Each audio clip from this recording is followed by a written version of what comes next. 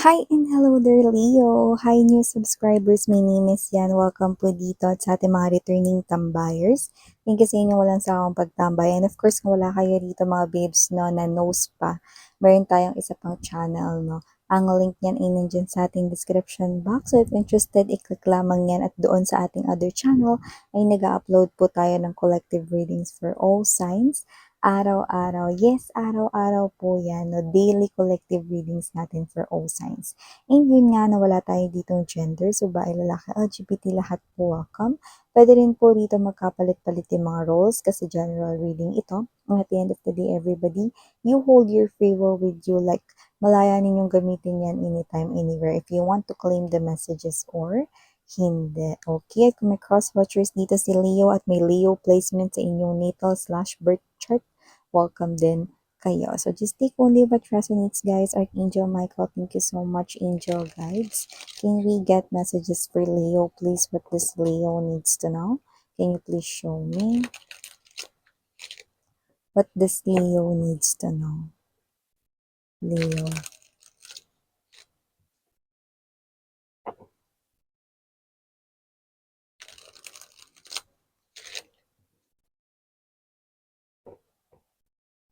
Okay, so let's go ahead and check this mga mensahe para sa iyo, Leo. So guys, you do have here the energy of Queen of Air, the Queen of Water, ooh, two queens. Also have here the King of Earth energy, the Emperor, ooh, transformation, King of Fire, a lot of people right here, bottom of the deck for you, Leo, Hermit, the Empress and the Emperor is here, and the Tree of Fire. Okay.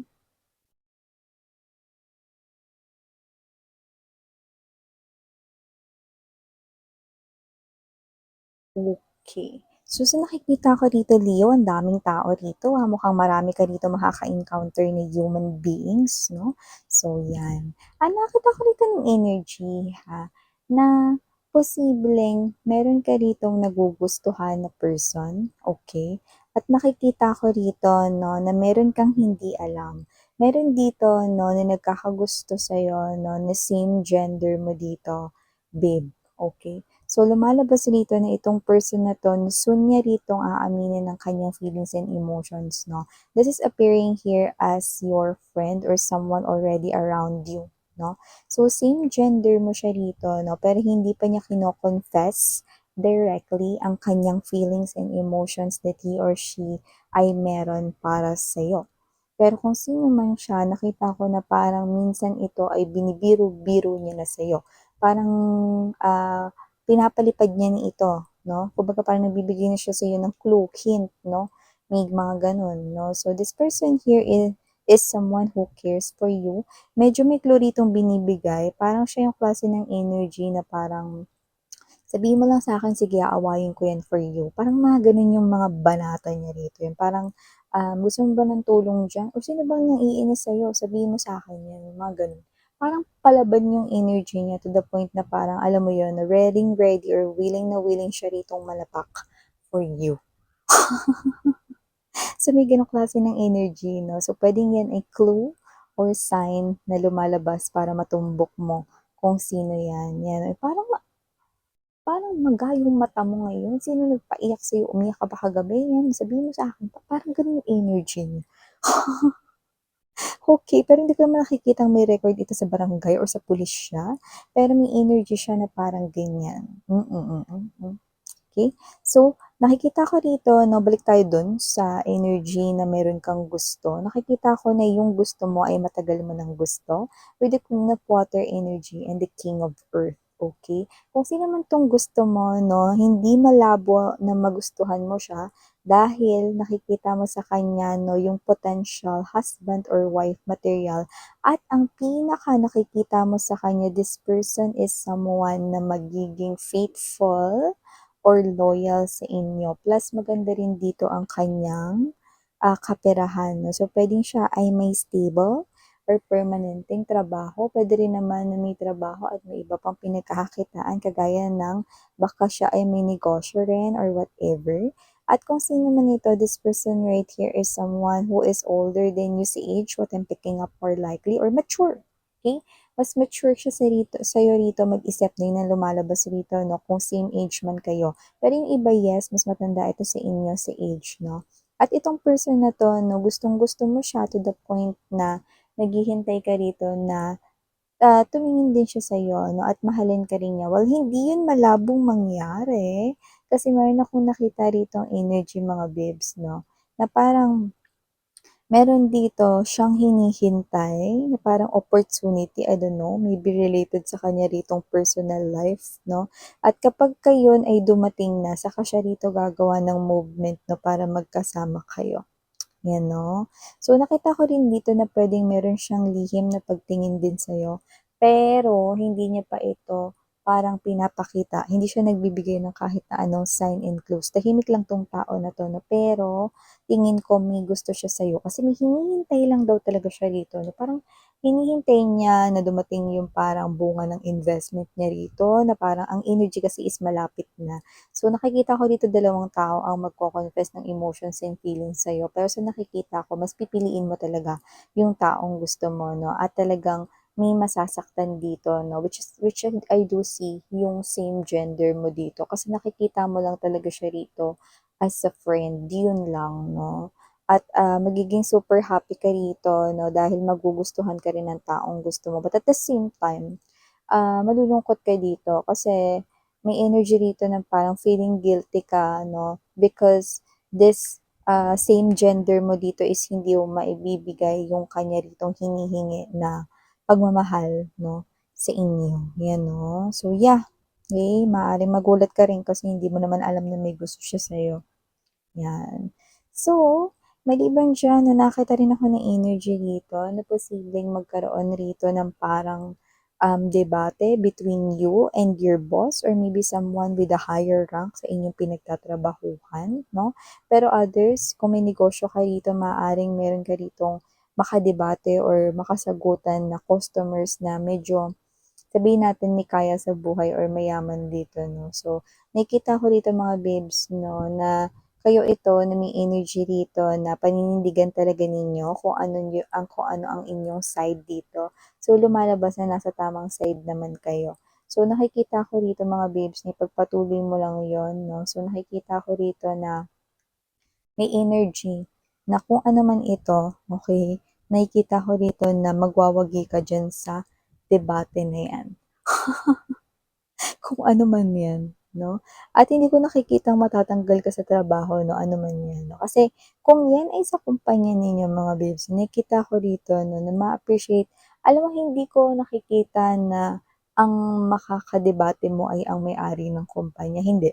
Puwedeng yung superior mo, manager mo 'no, or mas nakakataas sa inyo sa rank.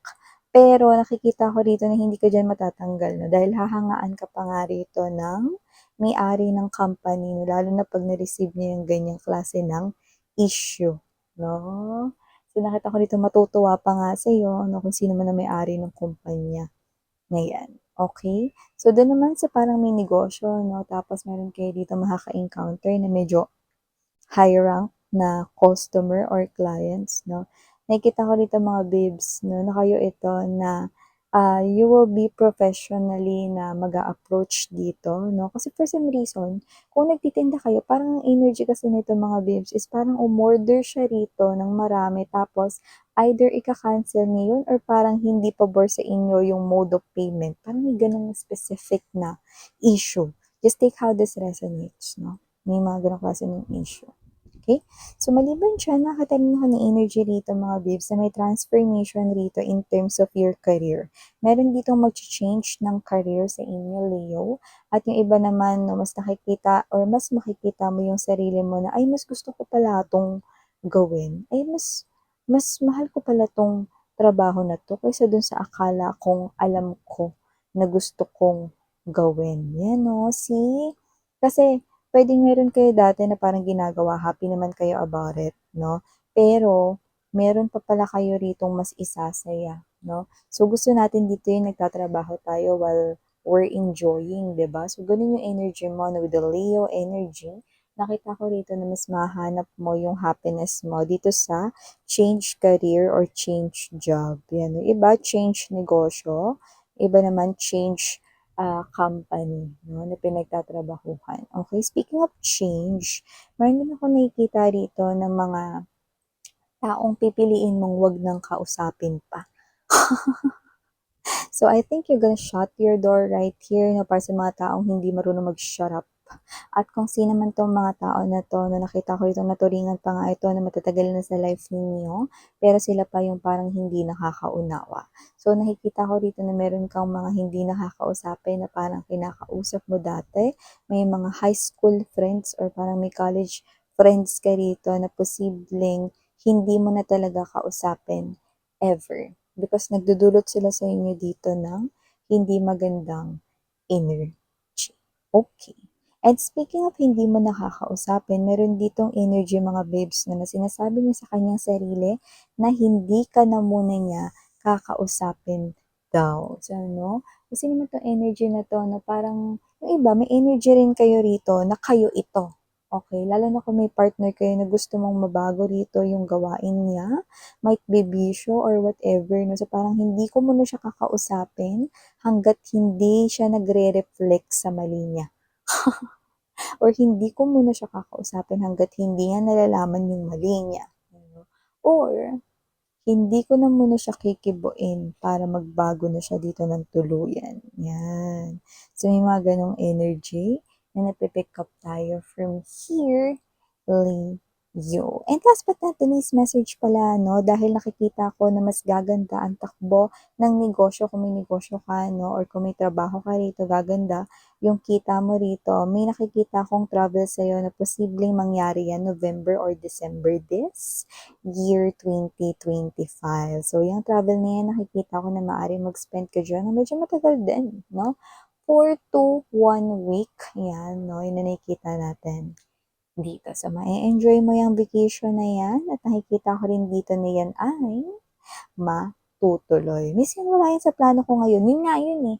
Wala yan sa plano mo ngayon, pero matutuloy yan kasi mapaplano mo yan sa mga darating na mga linggo or mga buwan dito for ya, Leo. So yeah, again, I'm Yuriana. Only for the girls, Indiana, Nuna for the boys. Sarang hey, all love and light. Annyeong.